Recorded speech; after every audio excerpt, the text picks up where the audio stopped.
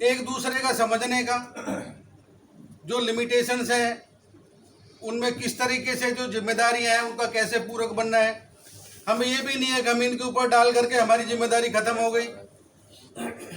ये विचार विमर्श करने का है, एक दूसरे को सहयोग और सपोर्ट करने का है। अभी कुछ दिन पहले हम मंत्री जी के ऑफिस में मिले, मानेंगे 2 मिनट में ही हमने हम निष्कर्ष पे पहुंचे। अगर समाज ठीक से सहयोग करे और गाइड करें और बढ़िया मुद्दों को लेकर के आए सारी तो कोई भी मंत्रालय, कोई भी मंत्री बहुत बढ़िया समाज को बढ़िया आउटपुट दे सकता है। जब वहाँ मीटिंग में बैठे तो कुछ लोग ना वो ऑफिस में जैसे चाय पानी का वो करते हैं, वो समोसा लेकर के आ गए, जिससे सोच का पता चलता है। उन्होंने कहा क्या ये समोसे ही खाते रहेंगे और कुछ नहीं मिलता इस ऑफिस में। ये बहुत बड़ी बात है। मतलब इन चीजों से बाहर निकलो, समय बदल रहा है तो इन चीजों से बाहर निकलो। और दूसरी चीज जो उनकी सबसे मेरे को बहुत सुंदर लगी, अब जो काम मेरे बस का होगा उसके लिए मैं किसी को चक्कर नहीं कटाऊंगा,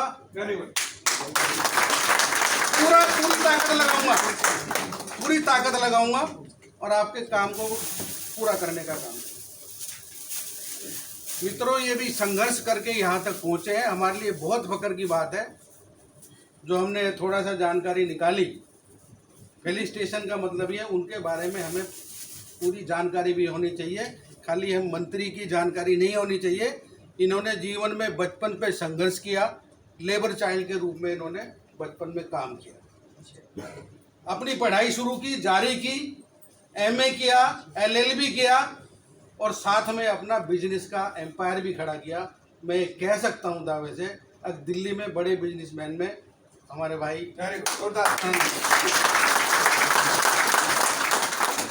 आनंद जी हैं, क्योंकि इनके पास क्षमता भी है, कैपेसिटी भी है, भय भी नहीं है, डर भी नहीं है।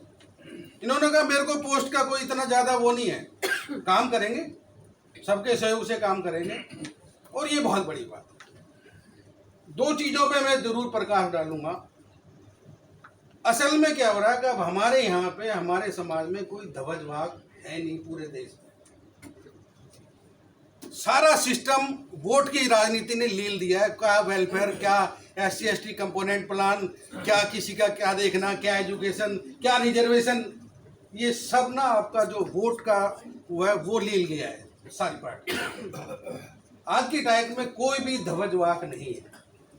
काशीराम जी का जिक्र किया, मैं आप पढ़ेंगे और समझेंगे तो मानेंगे, बाबा साहब के बाद अगर दूसरे ध्वजवाग हुए तो मानने काशीराम जी हुए। अगर काशीराम जी नहीं होते तो बाबा साहब के विचारों को इन लोगों ने दफन कर दिया होता। इसलिए बाबा साहब के साथ साथ काशीराम जी के विचारों को भी हमें जिंदा रखना बहुत जरूरी है। और एक नया ध्वजवाग हमें तलाशना पड़ेगा एकजुट होकर के।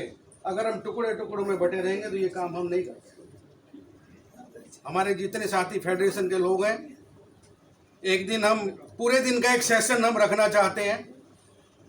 जो इस तरह की समस्याएं हैं उन पे हम विचार विमर्श करेंगे, उसका हल भी ढूंढेंगे और उसको आगे हमें कैसे बढ़ाना है उस पे भी हम काम करेंगे।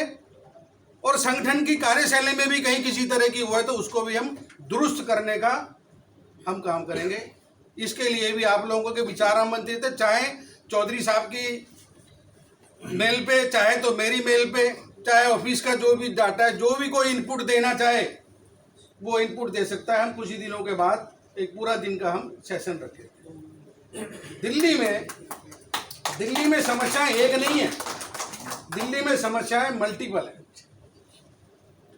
कहने को कोई भी सरकार आती हर बार कहती रहती है, जब शीला दीक्षित जी चीफ मिनिस्टर थी, कमीशन के चेयरमैन ने चिट्ठी लिखी कि ये कंपोनेंट का प्लान का पैसा ये ब्रिज में कैसे चल गया, पुल में कैसे बनाने में लग गया, रोड बनाने में कैसे लग गया।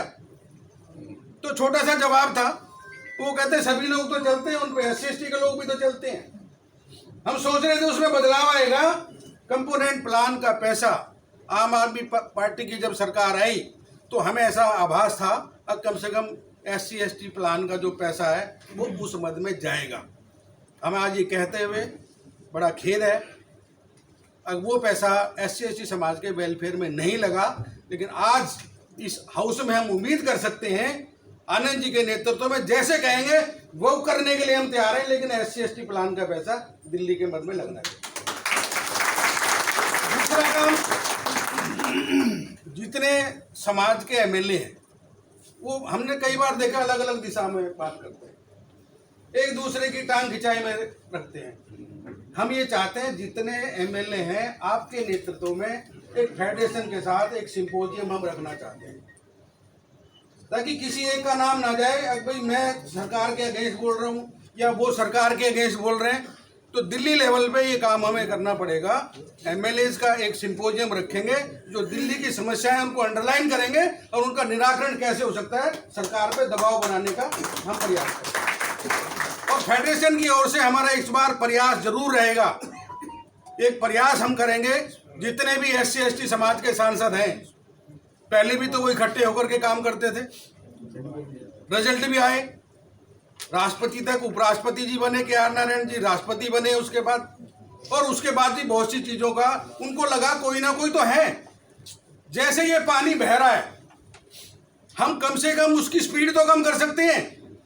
हम प्रयास करेंगे जितने भी SC/ST समाज के जितने भी सांसद हैं उन सांसदों का सिंपोजियम का भी हम प्रयास करेंगे। अगले आने वाले 4-6 महीने में एक बड़ा सिंपोजियम सांसदों का करेंगे और उनको मजबूर भी करेंगे। अब आपकी जिम्मेदारी है, आप ध्वजवाहक हैं, बाबा साहब के दिए हुए अधिकार की वजह से आप यहाँ पे हैं, ना कि पार्टी की डुगडुगी बजाने के लिए साथ में है। ये आपको तय करना पड़ेगा। ये करने के बाद जितने भी पार्टी के अध्यक्ष हैं जो मेन पार्टी है, जैसे एक बार हमने पहले भी किया था, समाज की भावनाएं फेडरेशन के माध्यम से, MLAs के माध्यम से, MPs के माध्यम से जो भी निष्कर्ष निकल करके आएगा, तो पार्टी के जो भी अध्यक्ष हैं आए या ना आए, एक हम प्रयास कर सकते हैं। सारे नहीं आएंगे तो कुछ तो आएंगे। तो समाज की जो पीड़ा है, जो समस्याएं हैं, रिजर्वेशन की भारी समस्या है, रोजगार की बहुत भारी समस्या है, तो ये बहुत बड़े मुद्दे हैं। नहीं तो हमारी लिस्ट तो ये बहुत बड़ी है। हम चाहेंगे 3 से 5 मुद्दों से ज्यादा मुद्दे नहीं होने चाहिए और उन मुद्दों के ऊपर पूरे देश में एक जैसा विमर्श होना चाहिए। कोई भी संगठन बोले तो वही बोले, कोई MP बोले तो वही बोले, MLA बोले तो वही बोले, समाज का मंत्री बोले तो भी वही बोले। पूरे देश में एक विमर्श खड़ा होना चाहिए कि ये देश की समस्या है और सरकार इसका निदान करे। सरकार चाहे A हो, चाहे B हो, चाहे C हो, इसकी जो काम कर लेंगे। आनंद जी ने अपना कीमती समय निकाला, आप लोगों ने भी शॉर्ट नोटिस पे अपना समय निकाला। हम उनको तहे दिल से धन्यवाद देते हैं, फेडरेशन की तरफ से बधाई देते हैं और पूरा आश्वासन देते हैं। ये नहीं कि हमने पर्चा पकड़ा दिया, जहां हमारी आवश्यकता हो, घेरना किसी को है, किसी के लिए कुछ भी करना है, उसके लिए फेडरेशन बिल्कुल नहीं चुकेगा, आपके साथ कंधे से कंधा मिला करके खड़ा है। जय भीम, जय भारत। अगर आपने अभी तक हमारा चैनल सब्सक्राइब नहीं किया है तो सब्सक्राइब करें और घंटी का बटन बिल्कुल भी दबाना ना भूलें, ताकि सभी लेटेस्ट खबरें पहुंच सकें आप पे सबसे पहले।